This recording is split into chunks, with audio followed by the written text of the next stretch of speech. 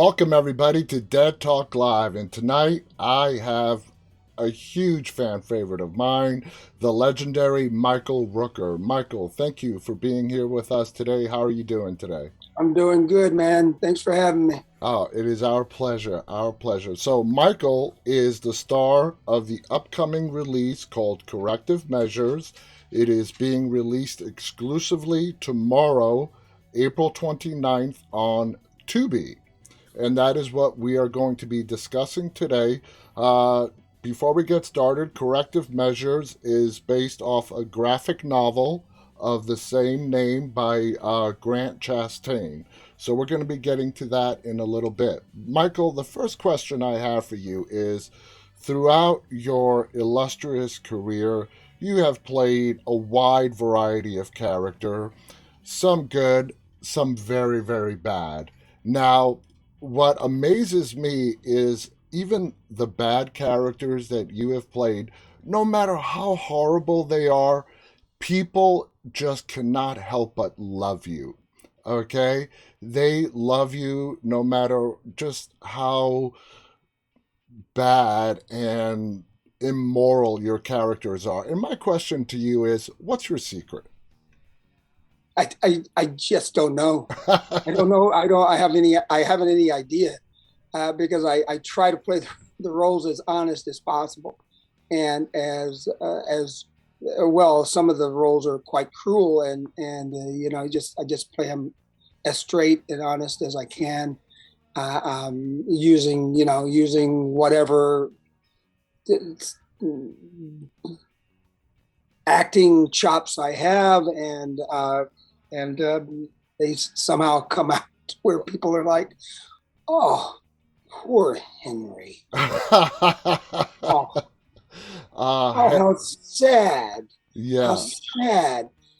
And now he's running around the country killing people. yeah. Oh, how sad he has to do And that. Michael is referring to Henry, a portrait of a serial killer, which you were absolutely brilliant in. Now, in Corrective Measures, the let's give a little brief synopsis. The movie is in a world sort of like an X-Men world where the world is being consumed by these mutants, and a prison system has been developed, and you are the warden or the overseer, as you like to call yourself, Devlin, in that prison. Now, what in your opinion, when it comes to your character in Corrective Measures, Devlin, the overseer, Yeah, what do you see as his driving force? Is it power? Is it money? How did you interpret that role? all of the above there. Power, money, manipulation, and the name tells it all. Overseer. He I didn't likes get that. being in charge. Overseer. He loves that idea of seeing all. And in the beginning of our piece, you hear on the loudspeaker that this is my house. Yeah. I see everything. Everything you do is under my control. So watch yourself, And so it's kind of a just a that that in an and that in itself is what a motivating uh, uh, uh, uh, thing for an actor. This is Oh, this yeah. is great. I loved this role. I read the script and I'm like, I like this role a lot. And the script in itself was like great. And then I get to they told me right off the bat I could play with this, and so man, I went to town on this thing, and I loved.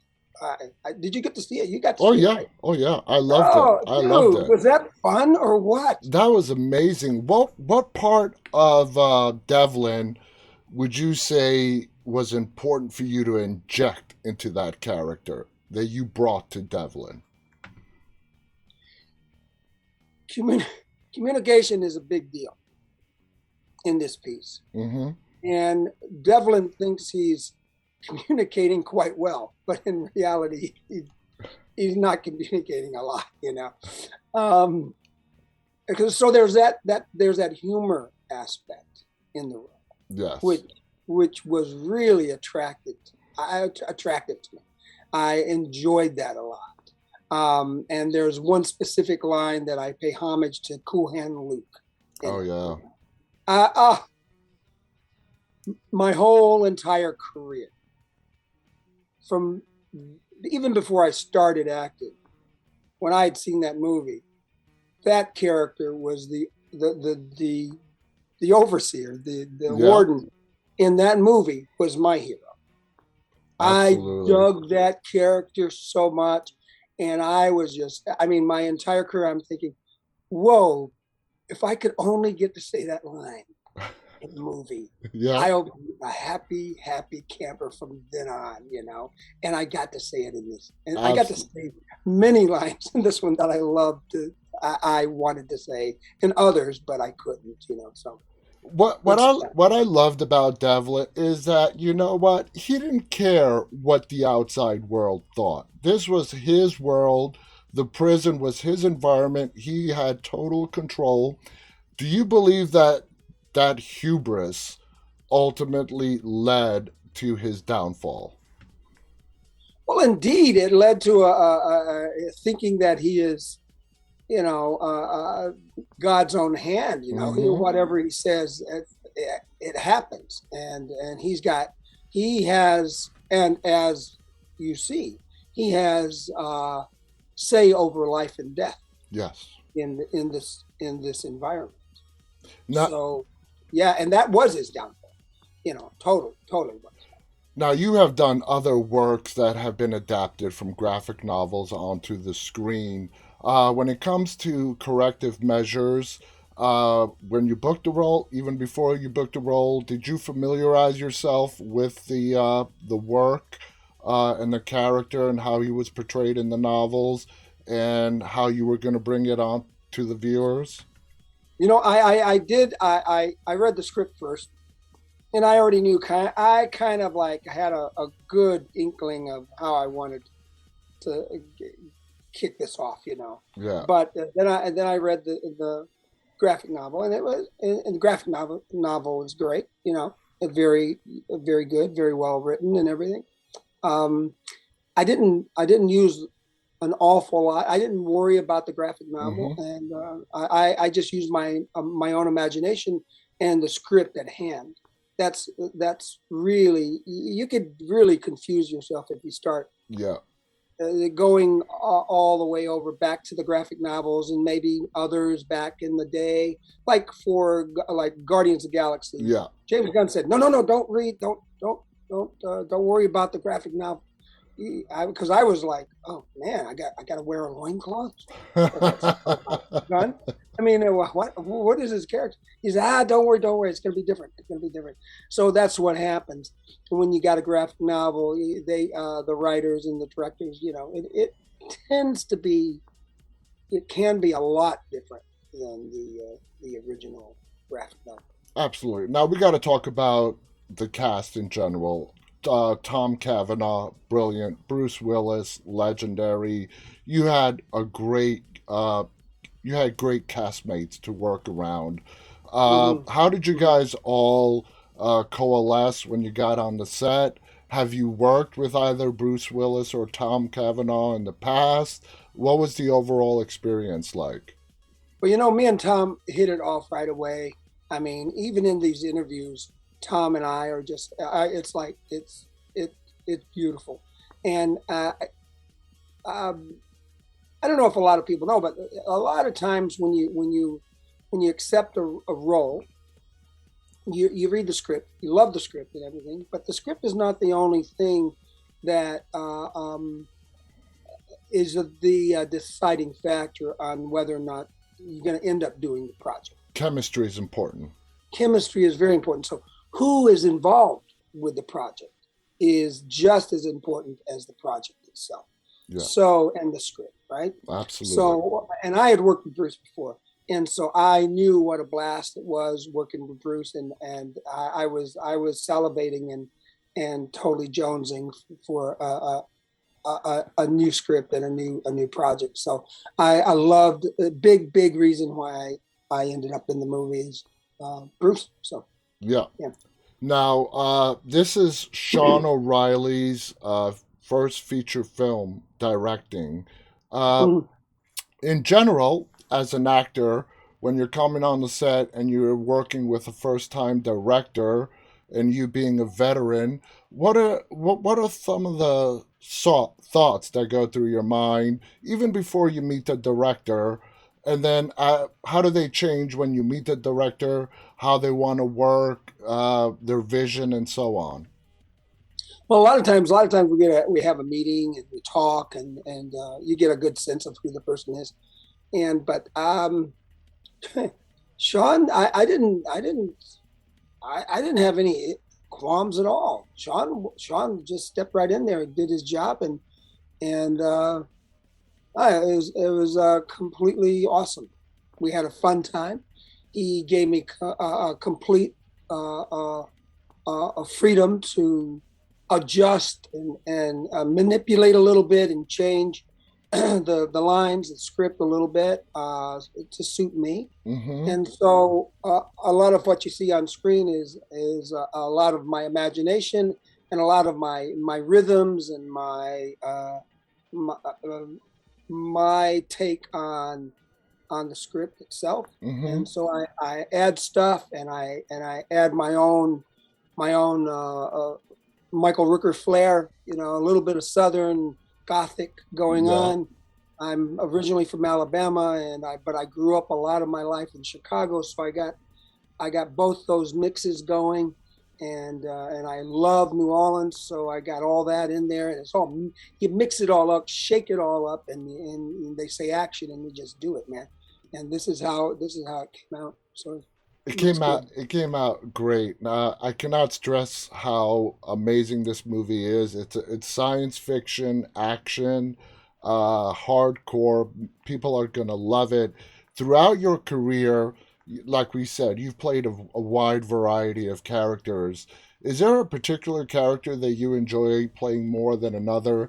Do you enjoy playing the antagonist? Does that allow you as an actor more freedom?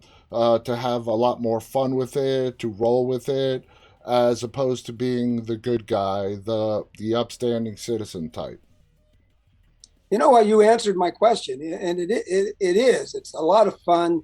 You do get you do get to do things that you wouldn't be able to do as the hero, or you know. And so I can do either or. Hmm. As actors, we're open and willing and ready to work on anything. So, but you do have an awful lot of fun playing the antagonists, the Yeah, villains, the, the bad guys. Because any director or any writer that knows their business knows that this person or persons are they have to be as strong and as powerful and as great as any of the heroic roles that we could think of that exactly. have been played already. Because if you don't got a strong, that person is not as weighty as if it's not a good equal justice going on Yeah, between these types of roles, your piece ain't gonna work. absolutely. It's going to be unbalanced and like, oh, hokey and like, oh, geez, the good guy wins again. Oh, geez, come on. Yeah, yeah, We we've get seen tired. it a million times. Now, when Yeah. people watch Corrective Measures and they're done with the movie, for you, what is the important aspect of Devlin, the overseer, that you would like viewers to walk away with? Okay, what is that little nuance about that character that you wish and would like people to walk away with? There's too many nuances. There are so many nuances in this role. When you're there's every scene there's something new, and that's what drove me. It's like I had the freedom to just put it out there. and just have an absolute blast with this role. And so I mean, come on, my little computer screen. He's looking for his iPad or something like that. So it's like, the little computer, the computer thing, the little screen, the baby screen. He calls it his baby screen. This is funny stuff, man. This is funny, funny, funny stuff. And he is such a greedy, manipulative, of brutal individual. Son of a bitch. Let's call him that. He's a SOB. He cares for no one but himself. Yeah. And in the end, he's thinking he will come out on top, yeah, for sure. And it's that hubris. It's that hubris. Michael, we're out of time, but I got to ask you this one question. You mentioned Henry, Portrait of a Serial Killer. Throughout your amazing career to date, what has been the role that you just absolutely, the character that you just absolutely loved, fell in love with playing? Wow, they all stick with you a little bit as you're playing them. They all stick with you. I mean, Days of Thunder. I had such a blast with Tom Cruise, and we were great movie. The competition there was real. Yeah, we ran, we raced, we had a foot race every time we opened the our doors to go to set. Wow, just like in the movie. We ran to set. We raced each other to set. How much fun! How much fun! And of course, you mentioned Henry. I mean, boy, oh boy, oh boy! Brilliant. I can't even imagine how many jobs that one, maybe 90-second speech at the dinner table got me. Open the doors for you. Unbelievable! Just one little monologue. And then they saw the whole project and blew them away as well. But I can't even say one, dude. I can't even. I totally feel it. Yeah, a dozen I can throw out at you, but one is impossible. Almost impossible. I totally understand, Michael. This has been fascinating, guys. Again, the movie is called Corrective Measures. It is releasing exclusively on Tubi tomorrow. It is fun. It is energetic. It is 100 miles per hour from start to finish. Michael Rooker, Bruce Willis, Tom Cavanaugh, and on and on. The cast is great. The story is great. Please check out this movie. Michael, thank you so much. Do you have any final thoughts you want to share before we go? Thank you, Bruce. Thank you, Bruce. Absolutely. Bruce Willis is a legend. He's phenomenal. Thank you again to Michael. Thank you again to our viewers who are tuning in live and those who will watch this later on. On behalf of Michael Rooker and myself, stay safe, stay walking. Bye, everybody. Cheers, everyone.